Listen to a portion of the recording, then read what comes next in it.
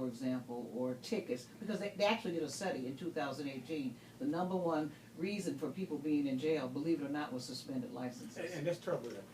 The number one reason in Detroit. And then you got what is that? Child support. Those. Oh yeah, that's another one. Yeah, but there are many crimes that are not violent in nature and that are not serious. Or all the marijuana crimes, for example. All of these things. And so she said that she would not incarcerate people in response to his question for those crimes. And she did not feel that a person should be incarcerated for a bail simply because they didn't have enough money. So what she's advocating for is a means test where you could say, like, Linda's poor, Linda doesn't have the bail money, so and it's not a big deal offense, so we're going to let Linda out. And using one of the methods, perhaps, that Scotty recommended, although tethers are very expensive too, and the defendant has to pay for that. Now, Commissioner Burton, has she looked at in terms of people that's currently incarcerated and the level of offenses? Is she letting anyone out of jail now? Are she releasing people? I mean, she advocating, so application and being progressive is well, yes. I really don't have the answer to that right now. Just we just had one discussion with the Wayne County prosecutor at the Board of Police Commissioners meeting, and so going forward, I would love to see what she does over the time, as far as letting low level offenders out. COVID, this whole COVID-19, where COVID is growing in the jail system among staff, among inmates. You got folks that's incarcerated right now that's in holding, and based off of child support and things of that nature. So I'm just looking to see going forward what the Wayne County prosecutor is going to do, but also. I'm interested in what the chief is going to do. Or he's going to allow officers to continue to, make these. Well, if there's a warrant, the police are supposed to arrest. But I do know that one thing that Kim Worthy is doing, which is helpful, is that she's looking at convictions where police evidence was tainted and so forth. It's like an innocence project within the prosecutor's office. Integrity unit. I'm sorry? Integrity unit? Yeah, the integrity unit. I'm calling it innocence, but it is integrity. And they have released about 20-some-odd people that were wrong, that were convicted as a result of, I think, prosecutorial misconduct or certainly, lying by the police. But you're absolutely right, gentlemen. Every single criminal action starts with a police report. Initial contact. It starts with the police report. Even if I'm here now and I say something happened, they're going to come in, they're going to take my statement. That police report is what starts the criminal justice system moving. And that's why who are our police and the integrity of the police and what's really going on and why cameras are so important, body cams and dash cams, to get the facts straight. Because sometimes what they say happened didn't really happen. Exactly. And nobody, the eye, I call it the eye in the sky. The eye in the sky doesn't lie. So that's important. But you always ask to make sure that body cam is on and that dash cam is on. Well, Commissioner Bernard, you said the eye in the sky does not lie, right? Mm-hmm. Okay, so what happened when Robert Williams, a family man who was misidentified by racist technology, techno-racism, facial recognition, he was treated like a criminal. They hold up 2 images. They said, "Is this you?" Robert Williams just said no. He said no. They held up another picture. They said, "Is this you?" Once again, Robert Williams said no. They hogged this man off to jail. He spent 30 hours in jail for a crime he did not commit. And then months later, you find out Michael Oliver spent months in jail, slept on a concrete cement floor, ate bologna sandwiches for breakfast, lunch, and dinner. It was facial recognition, racist technology. Blatantly got it wrong. He was in jail. This was under the chief, Chief James Craig's leadership. He was in jail, as I understand it, less than 36 hours, number one. Number two, it wasn't the police department technology. It was the cameras that were in Shinola. It was somebody took a watch, I believe it was a watch, was something. Anyway. So it was a private camera Yeah, system. yeah. But they ran the image through the Detroit Police Department's facial recognition system. It was Detroit Police Department contact Robert Williams according to the and told him to turn himself in. According to the police department, they only run the video like of me or you against the image against what's in the database. Against the criminal database of people who've already been booked for a crime of some kind. Well, we know that the facial recognition is recognizing everyone's faces, and that. So I tell everybody wear a mask and a hat. That image goes into a database, whether you convicted or not, or what even. No, according to the policy that the police commission adopted, you can only use what's in the mugshot book. So those are people that have actually been booked for something and whose pictures are in the database. So they of course, you could have been booked. So for they something can't put your for. picture in the database without you being. Have been in the This is Detroit. Name one person who never been arrested before, who never been stopped before. Name one single person. We talking about America's blackest poorest city, you all. This is America's blackest poorest city. Name one person who ever had child support. The bottom line. Name one person who have never had a civil infraction. Well, civil infractions, you're not booked, so that wouldn't apply in a civil. Name one person who doesn't have a driver's license or identification card.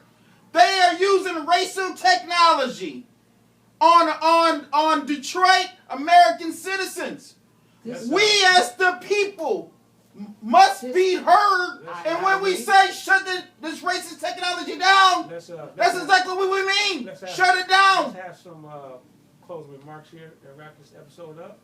We're going to continue this episode next week. We started late today. You get to prisons. Let's close remark, Mr. Bowman. Yeah, well, definitely we need to do something to bring down the crowding in prisons, especially with the COVID-19 epidemic. We've had problems with deaths in prisons.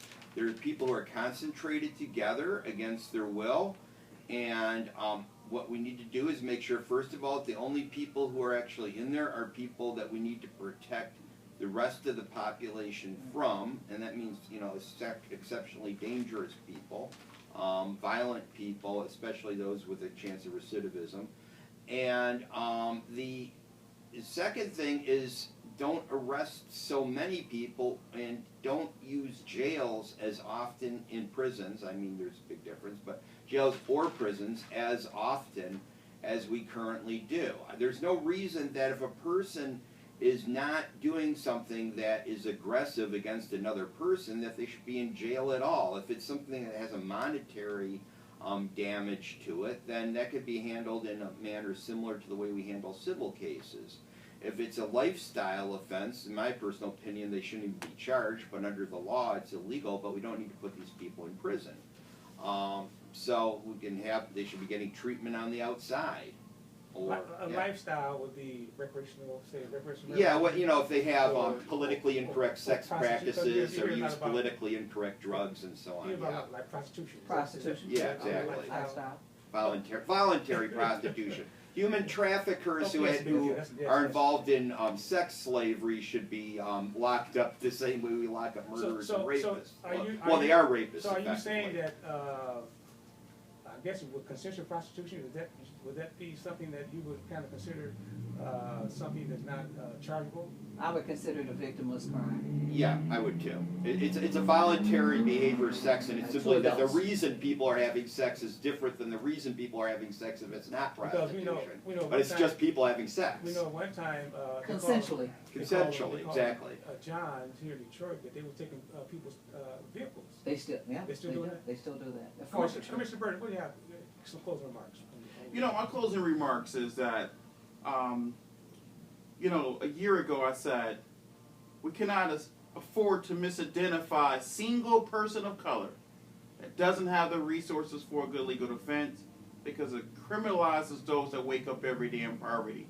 I once again say to our listening audience this afternoon, continue to speak up. Continue to defend our United States Constitution. Somebody died and paid the ultimate sacrifice for the freedoms and liberties that we have today. We do not surrender our voice. Not now, not never. Speak up. Protect the United States Constitution. And tell Chief Craig